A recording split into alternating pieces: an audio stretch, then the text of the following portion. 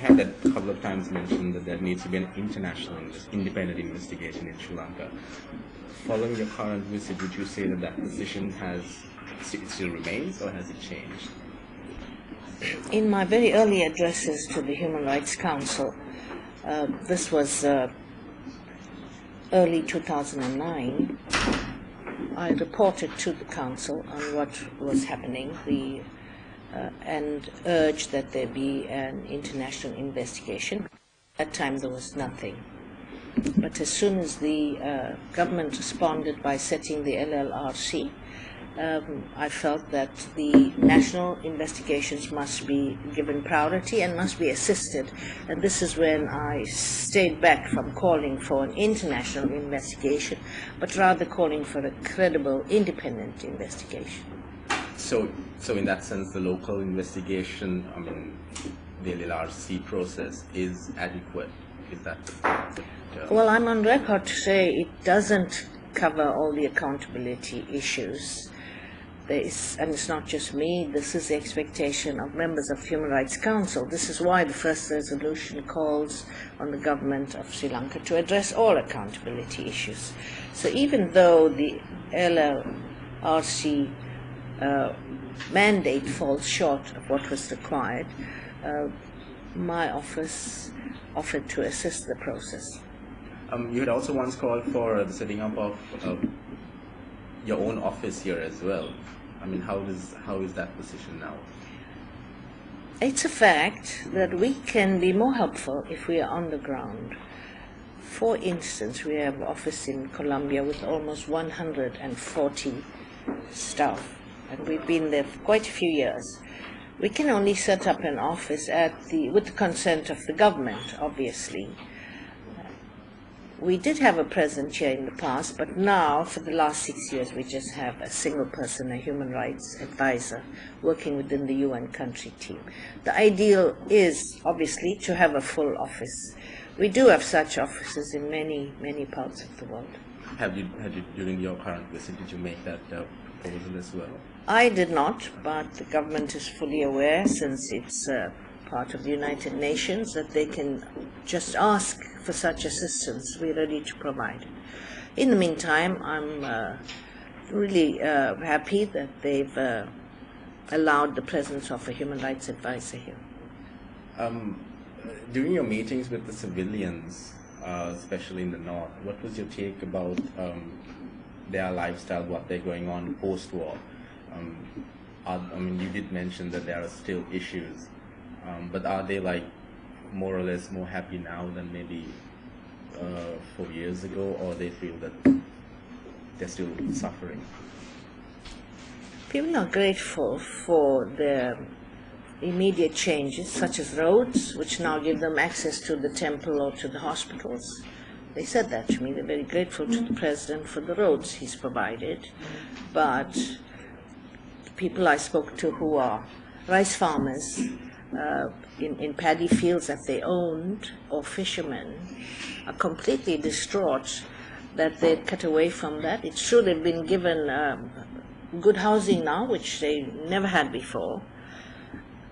However, you cannot imprison farmers or fishermen on little plots of land where they can't grow their own food. Women-headed households, a woman, for instance, who has 4 children, no husband or father, said to me, how is she going to support her children? I met people who are in the IDP camps as well as people in communities.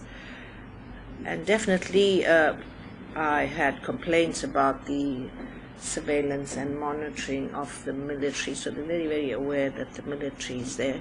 So mainly the land questions trouble them, that many of their temples and churches have been destroyed, troublesome, freedom to worship.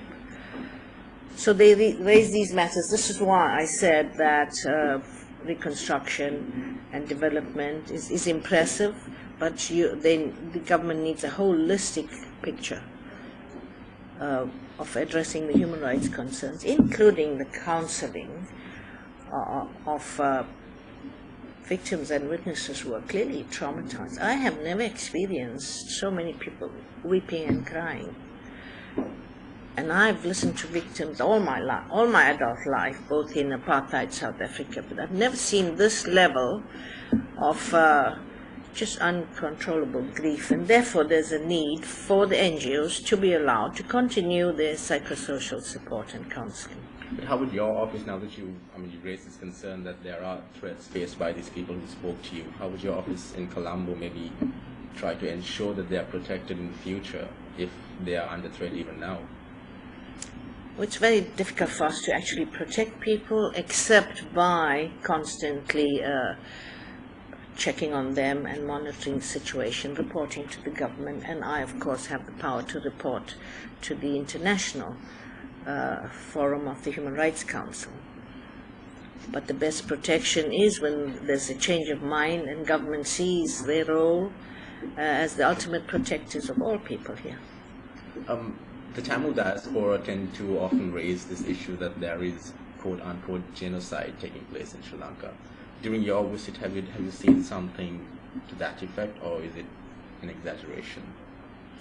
Well, nobody used that word to me, not in authorities or in civil societies. Genocide is a particularly legal word, and I bore people since I was judge on the Genocide Tribunal to say that there has to be proof of an intent to destroy in whole or in part a nation, a group.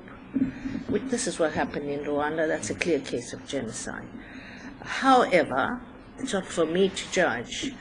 It's only after proper investigations that judges, based on the evidence, can conclude whether and what crimes were committed. Would you be looking for a time frame by when maybe the government needs to conclude the investigations that they probably say they do? Or they will just drag on? The important thing is the time frame for people.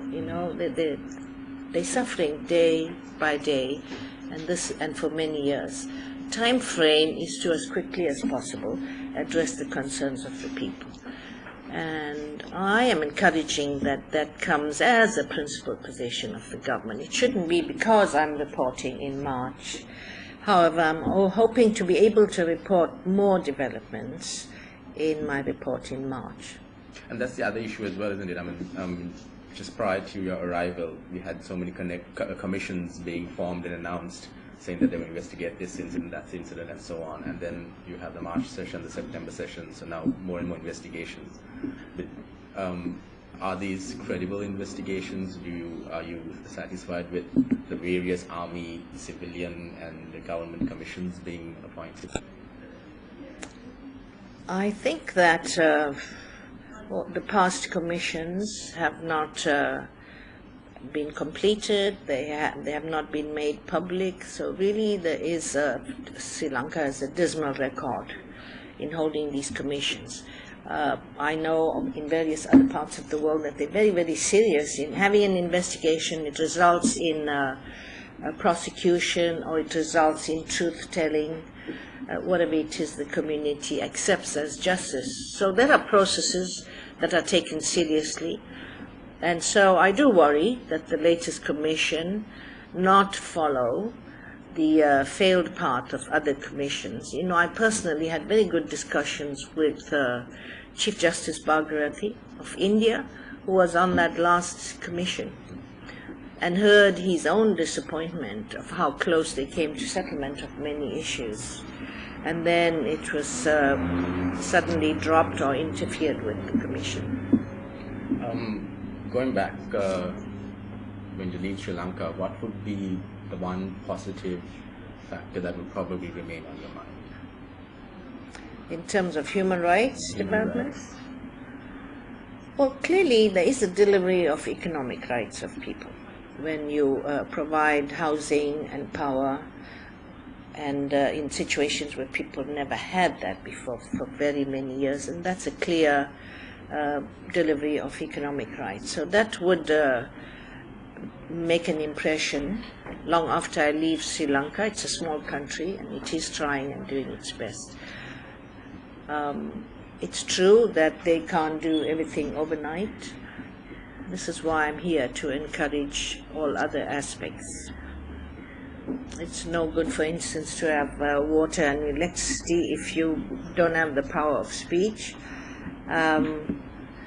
or that only certain members of the community benefit, or it's just the military gets more intrusive. So these are concerns, they must be addressed. I would be happier then for a holistic approach to these matters by the government.